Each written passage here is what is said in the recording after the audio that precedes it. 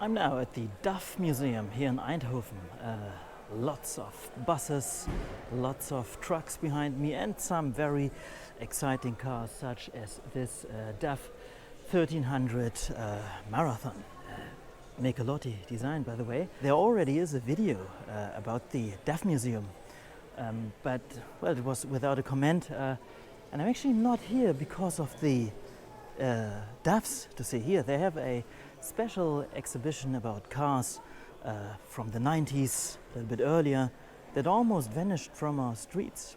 And they have a year long, and that's why I'm here. Follow me.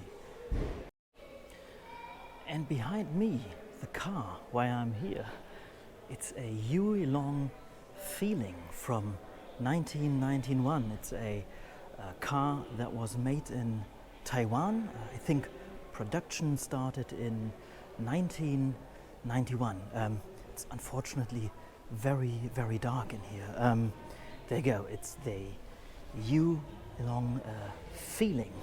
The feeling based on Nissan Stanza running gear, and it was not a success. I think in the end they only sold about I think 130 cars, and they cost around 13,000 euros in today's money. So it was a very, very cheap car, but well, no one wanted a year-long feeling, and then came new emission standards, and that was the end for this, in my eyes, super, super interesting car. Doesn't look that bad. Doesn't look that bad, but at its time, probably already a little bit outdated. So let us come to another car that is particularly interesting, because before Kia was premium, almost premium like it is today, they had cars like the Kia Zephir. These were the humble beginnings of the Korean manufacturers, Korean cars selling in Europe. Hyundai started fairly early in the Netherlands with a Pony. Kia came sometime later, and that was one of the early cars. It looks a bit boring, but I think these are kind of exciting. Maybe because these are so rare and I haven't seen one in a while. Although my neighbor has a hatchback or liftback version of it. So what more to see? Volvo 480 ES. That was so much not of a Volvo when it came out. Very cool looking, almost a shooting brake, well, but it isn't. It's a very compact coupe with pop-up headlights. Okay, I'm just coming from the Abarth collection in Belgium. This car is obviously from the collection, and well, I made a mistake there. I saw all the saloons and said these are 2104s, but actually this is a 2104. This is the estate version of the 2105. These were sold under many different names. In the UK, these were sold as the Lada Riva. In Western Germany, as the Lada Nova or Nova Junior. And in East Germany, this was the 2104, like my parents had. But ours was beige, very beige. So this is a 1500. Let's check out how it looks. The back, there you go. And there we have the badge. So it's 2104. And by the way, it's wax oiled. So the owners or the importers took good care of the car, because Russian steel and rust. Renault 5 GT Turbo in a white metallic color. There's a way more exciting Renault here. But before we go, Alfa Romeo SZ Zagato. What a stunning looking car. Not my taste, but it's quite a sight with these three headlight section here, and it's a strange look, isn't it? but it's spectacular. I think the convertible even looks a little bit more balanced. Then, of course, 1977, so it's my birth year, a blue Lotus Esprit. And this took place in the Cannonball Run. When I read the info right, just have a look inside. That's very, very flamboyant. So it's the World Champion Car Constructors. 73, 72, 77, 70. So 68, 65, 63. Yes. Anyway, okay. One of Robert Opron's finest works. And that's the Renault 25. So when Opron was at Renault, he worked at the Fuego and on the 25. The 25 was the largest Renault at the time, and this is a pre-facelift version, and it's almost a poverty spec. So no metallic colors, no tinted windows. It does have a sunroof and it had a aerial, it's gone, and grey cloth interior, manual windows at the back. But isn't it a cool looking car? Very, very nice. Then we have the track monster, the humble Mercedes-Benz 190 here in the Evolution 2 version with the massive wing here at the back. Don't know how many of these have been produced, but these are very, very rare today. Well, a DAF truck, because, well, we are at the DAF Museum, of course. Okay, let's see what else. We have a Opel Senator B. It's the 3.0 CD spec. I think these are pretty good looking cars. I love the Holden version of it, the Holden Commodore, but you could get the Commodore even with a proper V8 because, well, Australian love big engines. So the Senator 3.0, it's a Dutch car, by the way. So let's see what else, because I've seen a car from my past. Well, we come to this later, and that is the Toyota Carina, because the first car I've bought was a Toyota Carina. Not like this one though. I've bought it's a 1.6, so I had a 1.6 as well, but I had a GLI and I had a liftback. So I had a liftback just like that in red, but with a 1.6.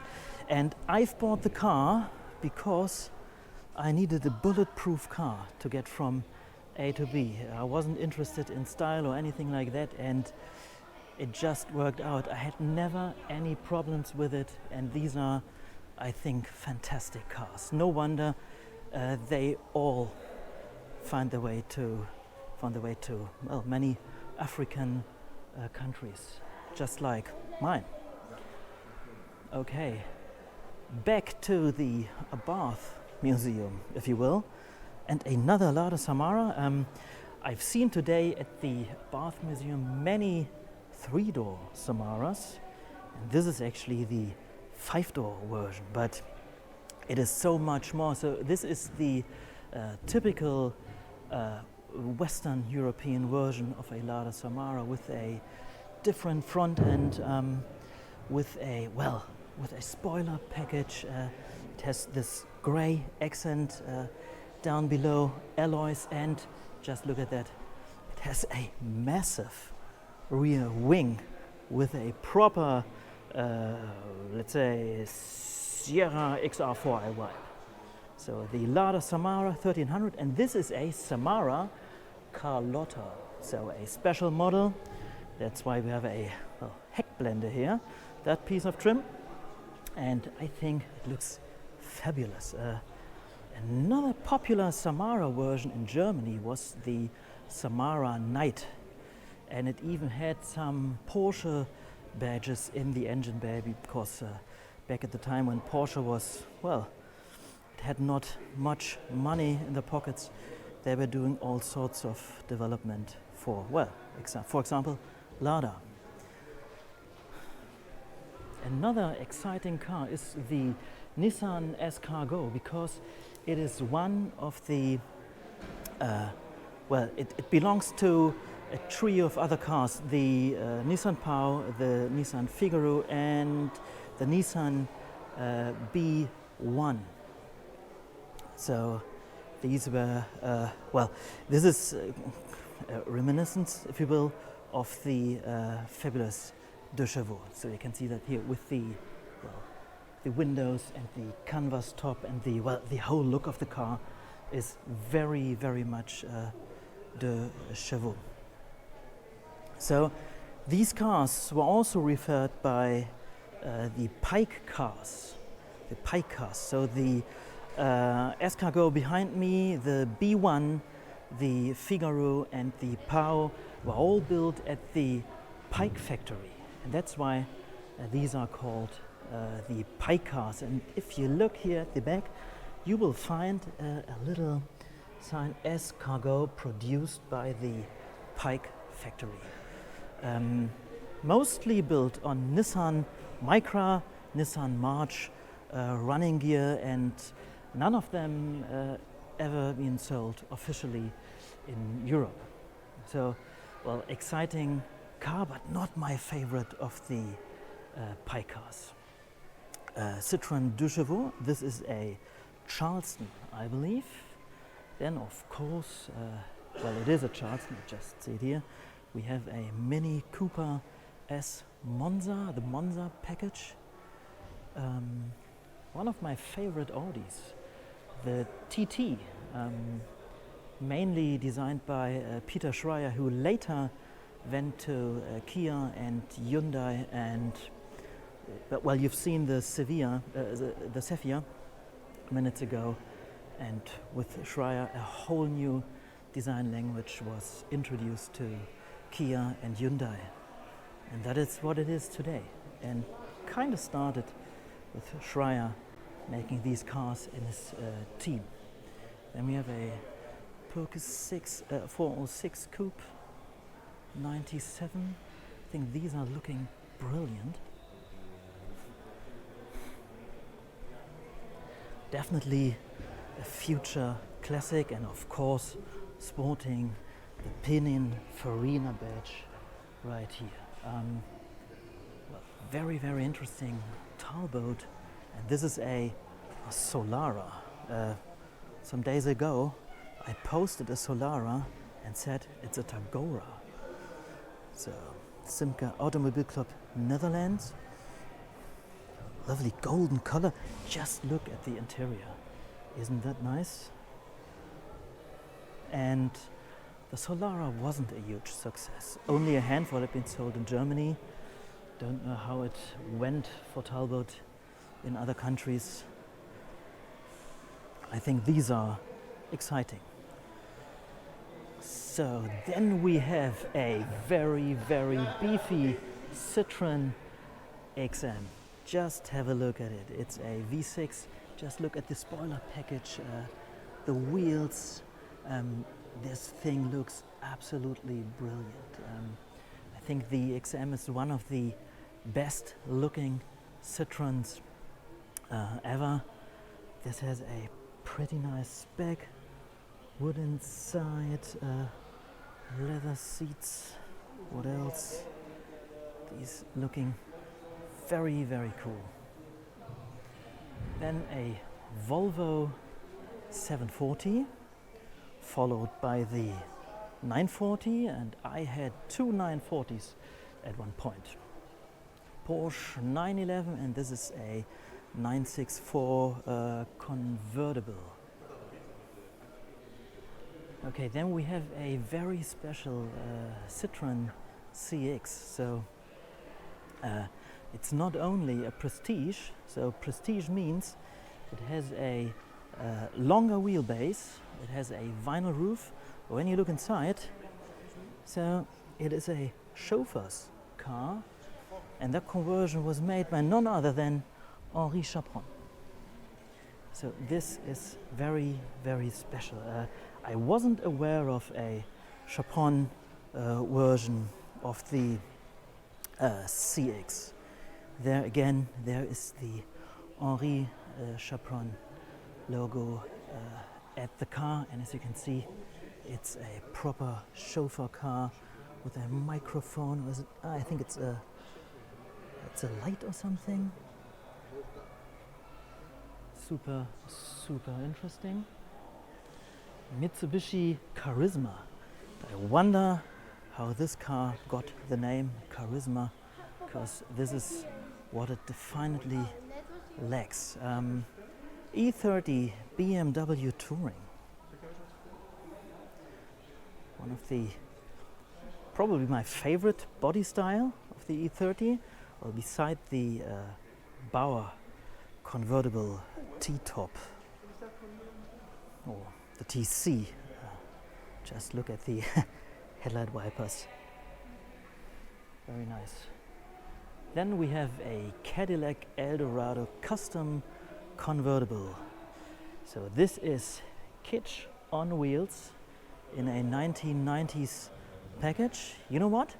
I can see myself in it. I absolutely love the fixed roof version of this car. I think it's cool.